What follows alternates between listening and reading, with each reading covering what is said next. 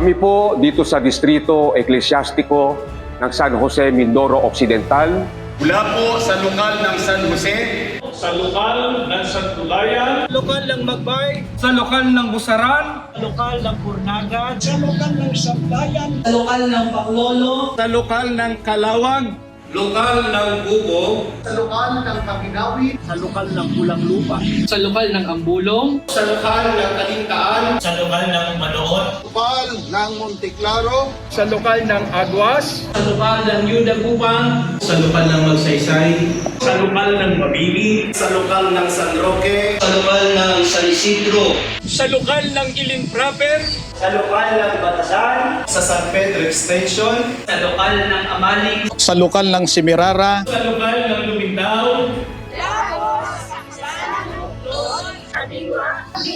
sa pagsamba ng kabataan, sa mga diakono at diakonesa, sa kagawaran ng mga kalihim, sa kagawaran ng mga awi, sa samahang skan, Ay malugod po na bumabati sa ating pinakamamahal na tagapamahalang pangkalahatan,